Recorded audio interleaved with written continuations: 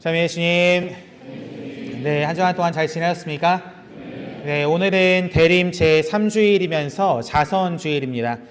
대림 시기는 예수 그리스도의 탄생, 그리고 그분께 다시 오시는 재림을 준비하면서 이 회개의 삶을 살도록 초대받은 특별한 시기이죠. 회개의 세례, 그것이 바로 다시 오실 주님을 기다리는 가장 중요한 요소라는 것을 우리는 지난 주일 복음을 통해서 알게 되었습니다. 그리고 오늘 복음을 통해서 어떻게 하면 회개에 합당한 열매를 맺으면서 예수님의 성탄을 준비할 수 있는지를 세례자 요한을 통해 다시 한번 배우게 됩니다. 복음에서 사람들은 세례자 요한에게 이렇게 묻습니다. 그러면 저희가 어떻게 해야 합니까? 라고 말이죠.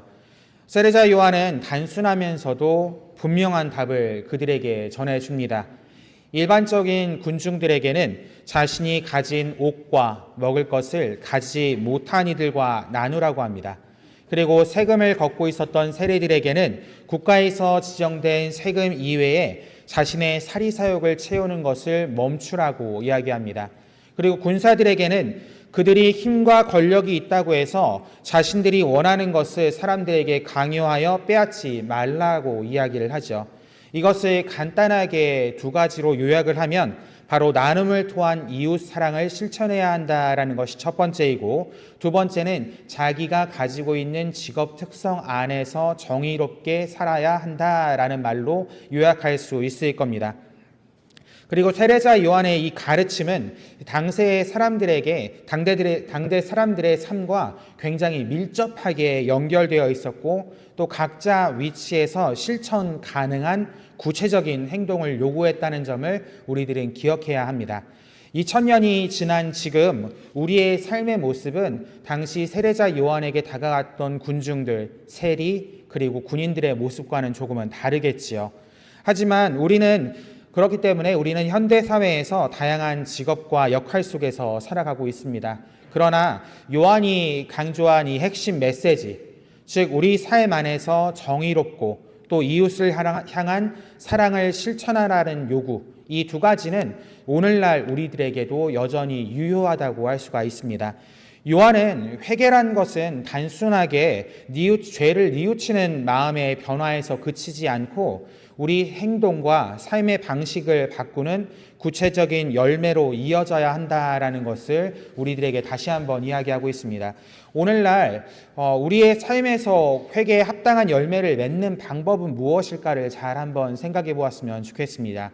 요한이 당시 시대 사람들에게 요구했던 것처럼 우리도 각자의 자리에서 이웃을 사랑하는 것, 그리고 정의를 실천해야 하는 것을 생각해 봐야겠죠. 예를 들면 우리가 소비 중심의 생활을 하고 있었다면 그것에서 조금 벗어나서 이제는 소비가 아니라 나눔을 조금 더 중요시하고 집중할 수 있는 삶으로 조금은 변화가 되어야겠죠. 우리의 재물과 시간을 더 어려운 이웃과 나누고 또 주변 사람들에게 친절과 용서를 베푸는 모습이 바로 이러한 것을 실천하는 모습이라고 할 수가 있겠죠. 또 직장이나 가정이나 사회에서 이 정직함을 지키고 또 공정함을 지키는 것도 중요한 회개의 열매를 맺는 실천 방법이라고도 이야기를 할 수가 있습니다. 우리는 이 대림 시기에 기다림과 준비의 의미를 깊이 묵상하고 있었습니다. 기다림이라는 것은 단순히 수동적으로 시간이 지나가기를 바라는 것을 의미하는 것은 아닙니다.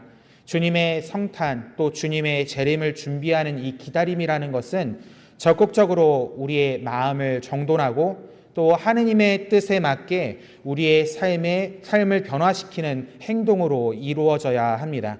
이것이 바로 세례자 요한이 우리에게 요청하는 회개의 열매를 맺기 위한 실천들이라는 것을 함께 기억했으면 좋겠습니다. 세례자 요한의 외침은 지금 여기 모여있는 우리 모두에게도 동일하게 적용됩니다. 각자 자신의 삶 속에서 이 회개에 합당한 열매를 맺으며 이웃을 사랑하고 정의를 실천할 수 있었으면 좋겠습니다. 이렇게 할 때 우리는 진정으로 주님의 성탄과 재림을 준비할 수 있을 겁니다. 이제 2주일 조금 안 남았지요.